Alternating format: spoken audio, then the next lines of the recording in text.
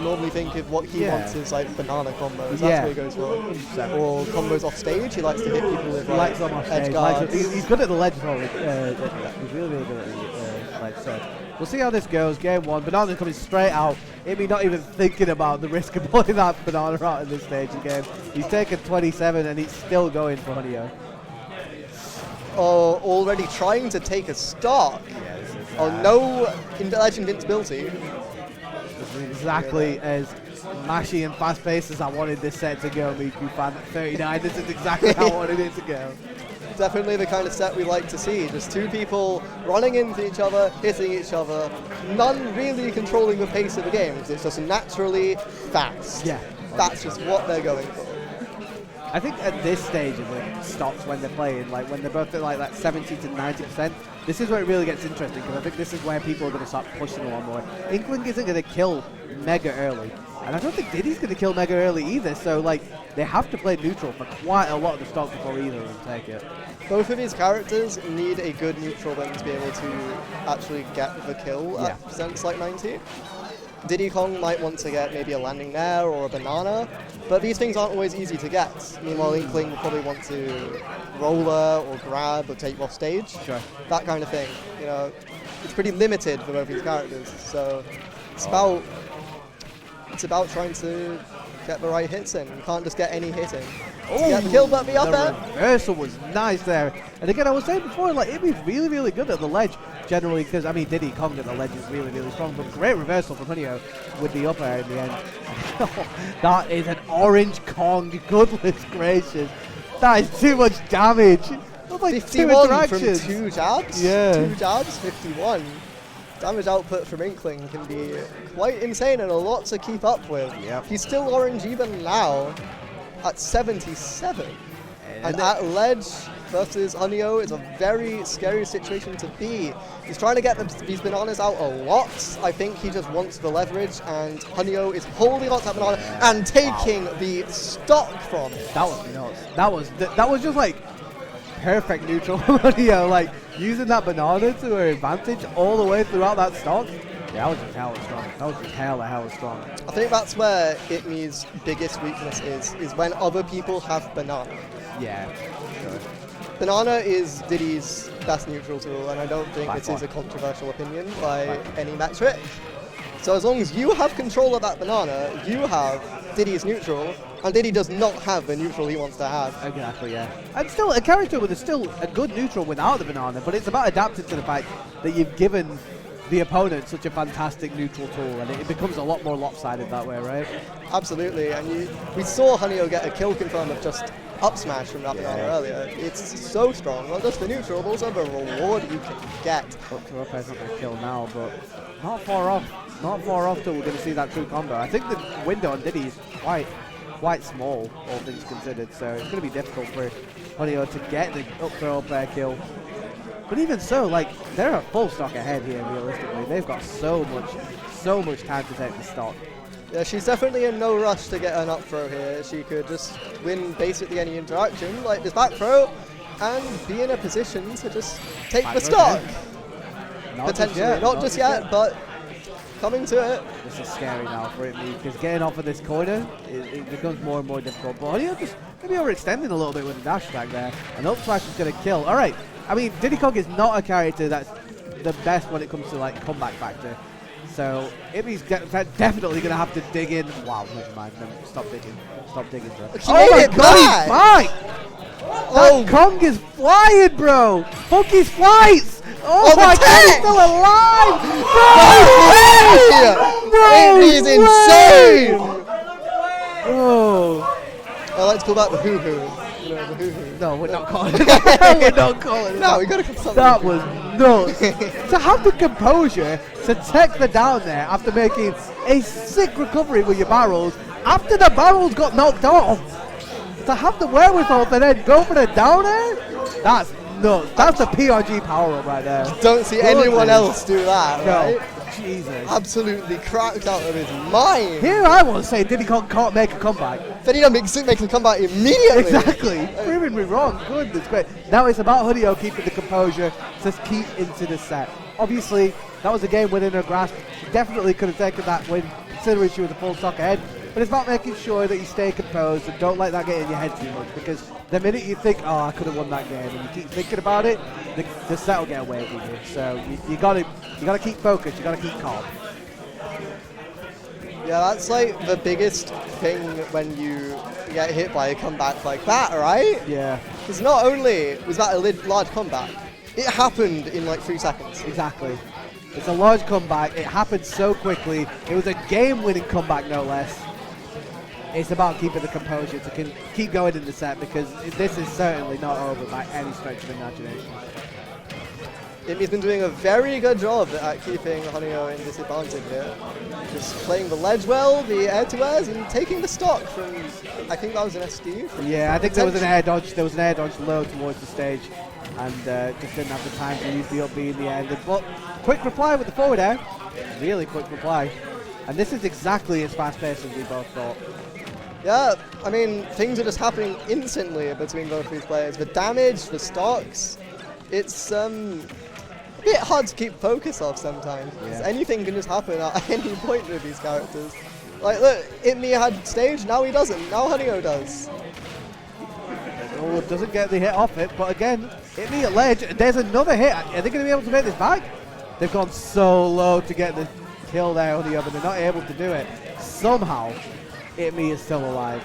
Can I say his recoveries so far? I know it's only game 2, but his recoveries have been on point. It's so true, right? And it's not even the fact that Onio's like doing badly against the recovery. I think Onio's doing fine, but iTMe's adapting to the way that Onio's reacting to all of these recoveries perfectly. It's so strong, and it's still going. He's a stock up here. Yeah, we've been seeing a very phenomenal play from iTMe in disadvantage so far, but Hanyo's still been getting a lot of damage once he gets in, and maybe not as much a phenomenal play in advantage from iTMe right there, at least. I mean, he was obviously feeling himself a little bit there, and he tried to get some very, very slaggy kill at 40%, and it's still going here. But you got to be careful. You got to be careful against doing that against a player like Hanyo, because the game could get away from you very quickly otherwise. Well, 137 on the board. It looks like a game that iTMe's not going to drop here, and that's 2-0 to the Preston native.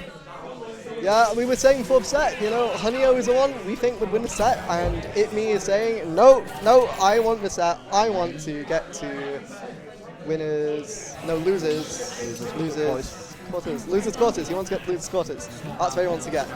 And I mean, it would be a big achievement for iTMe to do that, right? And I feel like iTMe has had those performances where you've really seen how good he is. Like, I think it was a Chester tournament where he came maybe like 2nd or 3rd or something like that. Like, super, super strong performance. But for a player at his stage in his Smash career, it's about making that consistent now, getting top 8s at these regional tournaments and making sure you hit that constant level, like 5th to 7th to 3rd and stuff like that. If iTMe can get a 3-0 over Hanyo here and get himself into loose quarters of Coronation 3, I think that's huge. I think that's really, really huge. Absolutely. The result in and of itself is good, and it'll be a huge confidence boost for his next set as well, I think, and that's something to keep in mind, because we were talking about mentality earlier. That's going to boost, that's going to be a huge confidence boost for a 3-0 on Hanyo if he can do it. Yeah. Well, let's not count Hanyo out just yet. I know we've both been hyping up iTMe, but Hanyo has definitely got a reverse 3-0 in her locker if she can do it. Oh, absolutely. I mean, we've seen some really good damage, or every time she's getting a hit in, she's giving a lot of damage to the point where, the game's just completely fast-paced. It's just constant damage from both players. A lead doesn't mean anything. Yeah, 100%. Ben is going absolutely nuts there, oh my goodness. The banana player's been immaculate this whole stock, and they're just forward air from the down tilt. Really strong stuff from iTMe. He's looking really, really confident. Looking really, really confident. Some of the plays he's been going for are, confident, as you say. He's just going for some risky business and getting those confirms. Getting those... Oh, look, it's unlucky. I like the option there from Hanyo. It's a good option to catch people's landing. There's your down smash, and we're still in this. We're still in this, Hanyo fans. This is certainly not over. No, you can't count either of these players out at any point. I've seen iTMe doing some combos I've never seen him do before. Yeah. With his down airs, bananas and stuff. I like the fact that he's kind of like, rather than kind of overextending on some of his combos, maybe getting 10% more here or there, he's opted to just go back to the banana and pull a new banana if he needs to, so he can have that combo tree open again if he wants to. Yeah, I mean, while he has a banana, he's getting these combos, right? So why wouldn't he get it again? That's what he wants. He wants to get these combos over and over again. Exactly. In a very safe manner to secure the dub. And we're at that 80 to 90% range. I don't think we're going to see a kill immediately. We're going to see down tilt into up smash or something similar like that from iTMe, but from Hunio, it's a roller into the up smash, and it feels like it's been a while since Hunio's had a good lead. But here we are. I agree, although the leads I don't think really have mattered all that much in these games. It doesn't matter who feels like they have a lead, because they can just get one whenever they want. Yeah, yeah. Playing very, very aggro there. Keats holding a jab, and the barrel on stage are going to take the stock. Smart stuff there from iTMe rather than going to ledge, aggressively landing with their up B. Barrel kills are what iTMe has been known for mostly for I think a few years. It's my fire, so it's in character that he lands one on stream. Yep. The roller, that's, oh, the double roller. I don't think Hunio knew that iTMe got caught by the first one. This might be the start. Very risky recovery from iTMe there. And it's the start of a long journey for Hunio if she wants to keep her life in this tournament. First of 3 games in a row that she has to take if she wants to get into losers quarters. But that's a good start. That's a really good start. I think it was a 2 stock in the end. And yeah, I mean, good stuff from Hunio, all things considered. Yoshi's story, is this legal? It is legal, yeah, it's on the UK. I don't think it should be, but it is. But yeah, you're right, it's going to be a hard time to get it back, but to get the win. But she is just proven, and she's been proven the whole set even, she is more than capable of getting that win. 100%. And now it's about keeping the momentum going. I think if Hunio takes this game, iTMe's going to be trembling in his boots a little bit because the momentum will be firmly on Hunio's favour. But at the moment, iTMe's combo game looking strong, 50% off the board with that 1 banana conversion.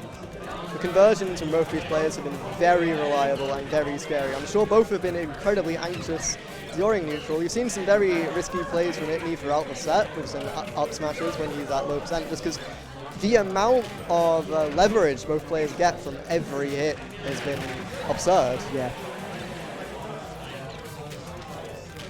And just feeling each other out more so than anything. I feel like iTMe's just started this game off super strong, getting the actual release from the side B into the up smash. Worked out pretty well, but yeah, Hunio's just can't really find a foothold in this game. 4 should I say, so far.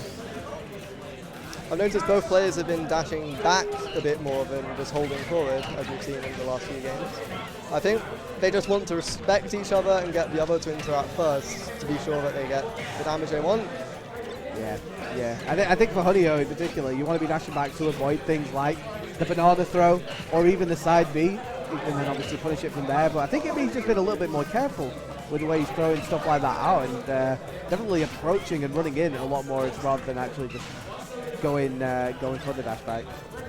Maybe how he lost the last game has made him reflect on the risk reward of his actions. Yeah. Because that recovery at the end was a show of huge anxiousness, I would say. Sure. He's very anxious to get back on the stage, and I'm sure he's probably realised that is his weakness at the moment, that Hunio has been exploiting. Wow. Hit is straight in the face for throwing that, shooting that gun. This is strong as hell from man iTMe. This is looking very strong.